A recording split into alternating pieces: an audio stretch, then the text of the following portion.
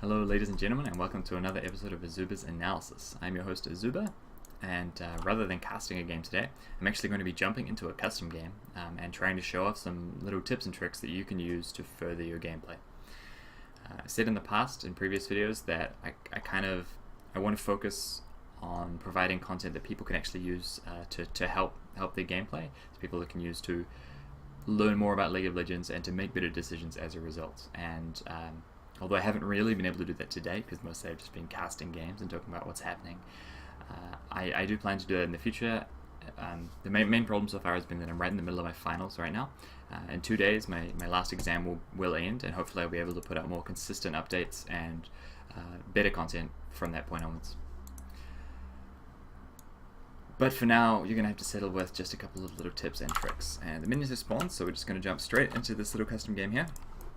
I'm playing as Ari.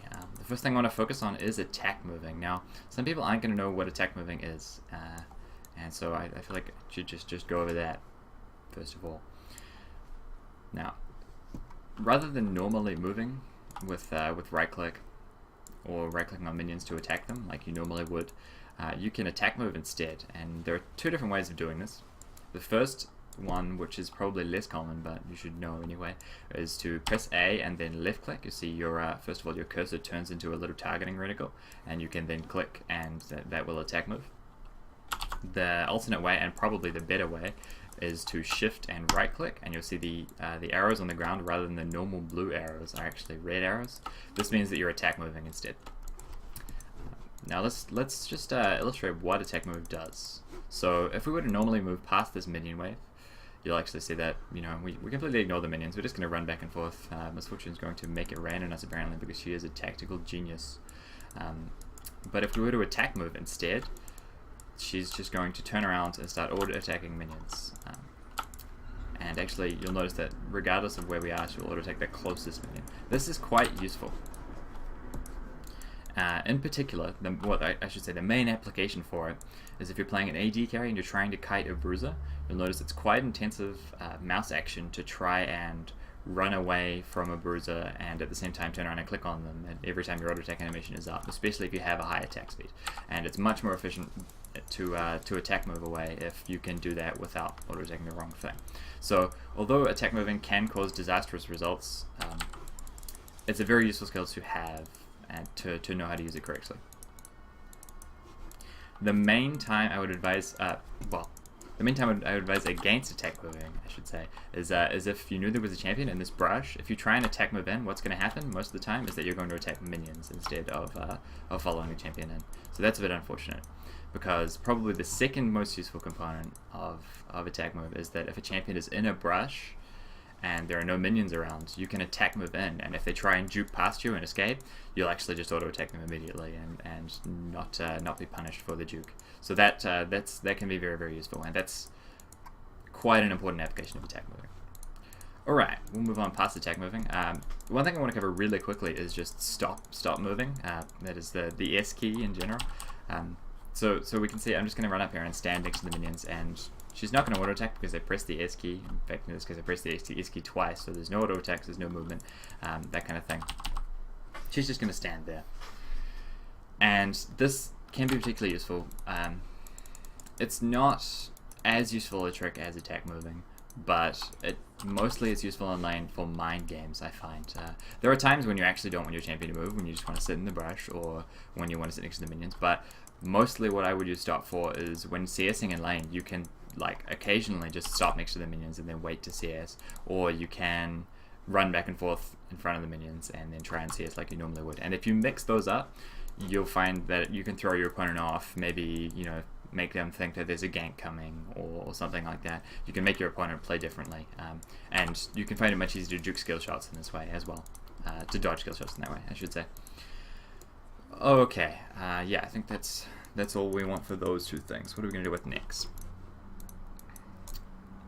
So you probably know, if you've been playing League of Legends for a little while, that attacking a champion tends to make the enemy team pretty mad. The enemy team's minions and turrets, that is. And it's important to remember that, well, of course, with turrets you can drop the aggro simply by moving out of their range. But with minions, we'll actually try and demonstrate it here if we can. auto attack MF, and you'll see all the minions immediately start attacking me. You can immediately drop them by stepping into this brush. They will be attacking me, and we'll see, try and get this going again. See that they start following me for a second, they throw some stuff at me. But they will stop attacking the second you step into this brush. And that's really, really useful.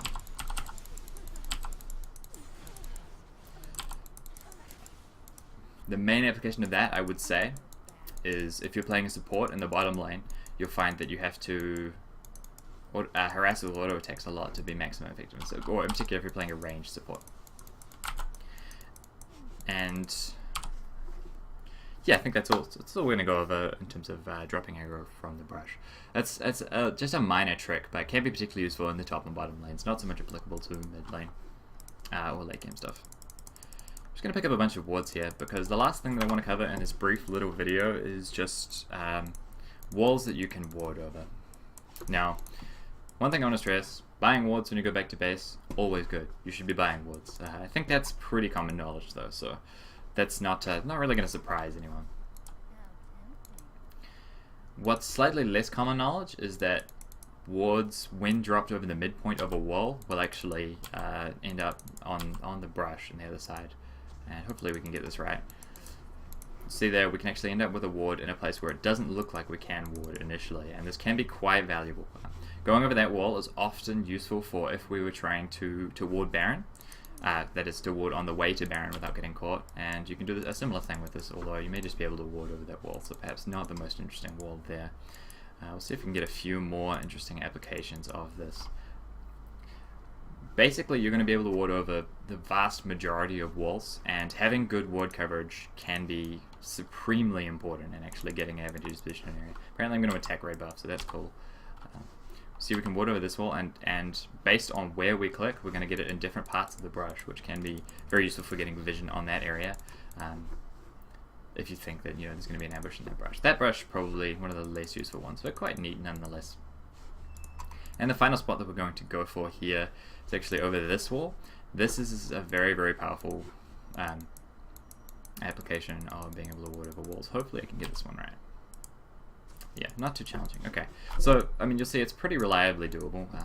I haven't redone any of this, so that's the best that I can do at a first try. But you should be able to reliably click past the midpoint of the wall and actually end up with a ward in a really, really useful position as a result. And you can see that we can do it with that wall as well. We can this kind of ward is going to be very, very useful if you're trying to position around dragon in this case, or of course these spots are all mirrored. So if you were trying to position towards Baron, you could have a similarly good effect. I mean, yeah, this ward is mainly only useful if there's an ambush coming in that brush. But both of these wards will be very, very useful for blue team if you're moving towards Baron without a lot of vision, because otherwise you're just going to get caught and ambushed. And so warding over the walls rather than putting yourself in a dangerous position can be extremely, extremely potent. Okay, I think that's all I wanted to cover in this video. Yeah, just jump out of this game. So yeah, I mean, those are just some very simple tips and tricks that you should try and incorporate into your gameplay, because because they'll give you a slight edge, basically. Hopefully you've enjoyed this, and I'm going to try and put out some, like I say, some more in-depth content in probably 3 or 4 days. There may be some more casting stuff done in the meantime, just to kind of keep my hand in the casting. But yeah, I hope you guys enjoyed this, and thank you very, very much for watching.